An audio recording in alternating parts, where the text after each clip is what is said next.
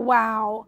I love frontliners, forerunners, women that are rising up like Esther, stomping the ground, saying for such a time as this, and I must do something. And as you just saw, one such woman is Laurie Cardoza-Moore. Welcome, welcome, welcome. Thank you, Jen. Thank you for having me on the show. Oh no, what an honor to be here. I'm so proud of you, and I say that with not condescending, with this huge heart that this is not an easy task. You are taking on some big giants.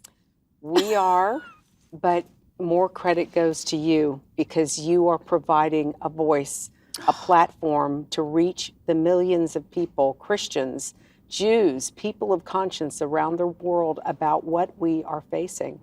And I am honored to be here on the program. What a blessing. Before we even got started, we were already starting to communicate, finishing each other's sentences. So it's amazing God has brought us together for such a time as this. And this is such a critical time. We're looking at what's happening in our country. We're losing our country. We're losing our children. And we have to take back control of our kids. And we can do it. It is possible. Absolutely. We have a case in point. We actually made it happen in Williamson County a decade ago. You know, we're going to talk about education. We're going to talk about what the rise of anti-Semitism, what our role is, what our responsibility is to Israel, to the Jewish people. Biblically, we are living for such a time as this. Yeah. And you know what's so exciting, Jen, is God has put us on this planet at this time. Yes. For this purpose. You know, Henry Blackaby years ago had a Bible study called Experiencing God. And the one theme that I took away from that study that still is part of me today and leads me and encourages, inspires me on, is that if you want to know, if you want to be used by God, then you need to look at where God is working and put yourself in the middle of it. Yeah. And that's what we did. And, you know, it's not just me, it's a group of others, believers, Jews and Christians who care about this issue, who see the signs of the times that we're living in and are willing to boldly and courageously draw a line in the sand in their community and say, you are not bringing this into our community. We will remove you. To these elected leaders who have allowed this stuff to come in, we're letting them know, we're putting them on notice that we will come after your seats. We're going to remove you from office if you don't get rid of this garbage in our classrooms. And we can. Absolutely. We can. If believers that call themselves Christians will not put their head in the sand and say, I don't want to vote, it doesn't make a difference. No, we have to vote. We have to pray. Absolutely. We have to advocate. We have to know what the headlines are in Israel. We have to support ministries like yours that are researching, saying enough is enough, and then doing press conferences and rolling up your sleeves and getting in the trenches and saying no.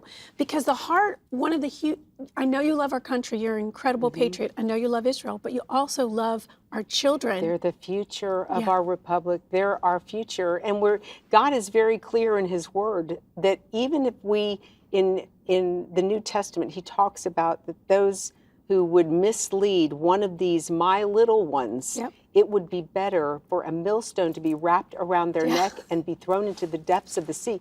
That is what is so important for us as believers to know. God is serious about this.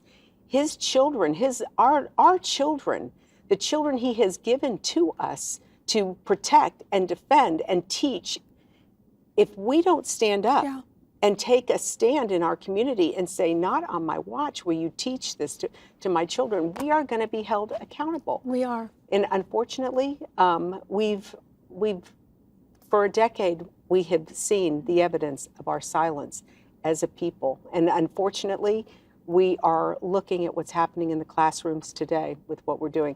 But, you know, a decade ago, I had a mom, and this is a story to inspire others. You know, people don't realize one person can make the difference. Absolutely. It took one mom who contacted me because the organization Proclaiming Justice to the Nation's mission, as you know, Jen, is to educate Christians about our biblical responsibility to stand with Israel and the Jewish people against the rise of global anti-Semitism. And of course, we accomplished that goal, as you saw, by producing award-winning documentary films and television programs to educate Christians to take a stand, to give them the resources that they need so they can boldly march into their school board meeting or into their community and take a stand. Well, unfortunately, a mother, and not, it was fortunate for us that this mother did this, but she came to us, she brought us a textbook that was being used in Williamson County.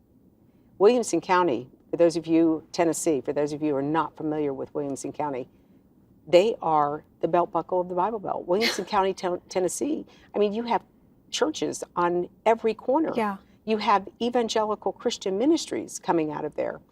But this mother brought me this book that had a quote that legitimized Palestinians blowing themselves up in a Jerusalem restaurant because they were waging a war against Israeli government policies and army actions. So what we did was, we got that book, she brought it to me, I started marking it up. We were talking about marking up textbooks. Sounds like my mother. I know, yeah. Right? That was my childhood. Absolutely. I was marking it up, read it from cover to cover. Not only was God so good to show us the anti-Semitic content that was anti-Israel, anti the Jews, but he showed us the anti-American, anti-Judeo-Christian, anti-Israel, pro-China. The content was so egregious.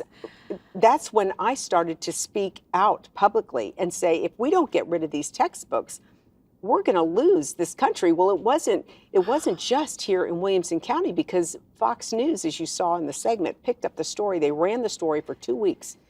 And we started hearing, once that started broadcasting, we started hearing from people all over the country saying, I made my kids bring their textbooks home. We're finding the same content. Wow. Well, now it's the library books. Now we're introducing not just the propaganda and the pro-China propaganda, and look at where we are as a country, you know, a decade later. But now in the library books, the pornography that we're subjecting our children to, the suicidal content that we're exposing our children Witchcraft. to, all witchcraft, all the negative stuff. And we wonder why our children are committing suicide. Yeah. And have anxiety disorders and identity issues. Absolutely, absolutely. And so, unfortunately, we were sounding an alarm back then. Nobody was listening.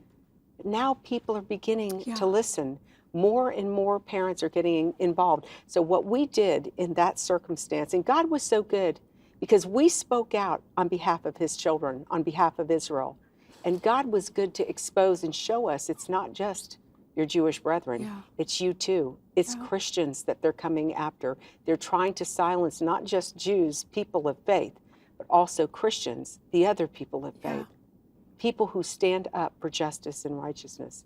And unfortunately, this is a pervasive problem, but ladies and gentlemen, we were able to make a difference because we took action ourselves. And we're hosting a summit that's coming up. We're going to use the same strategy that we launched in Williamson County. But we went to the school, we went to the principal, we went to the school board and asked them to remove the book. Well, they put together their committee to review the book, and they were going to vote to decide if they're going to keep it or get rid of it. Well, I had to get members of our community to flood that school board meeting. We needed to have standing room only, and we were able to get the word out that night that they were going to vote on whether they were going to keep that anti-Semitic textbook or remove it. We had parent and citizens get up and speak, and when I got up and spoke, I told them, this is an election year. If you do not remove this textbook from our children's schools, we are going to remove every one of you from office. Good for you. And you know what? By the grace of God, that came out of my mouth. And let me tell you, I was thinking, what did I just say?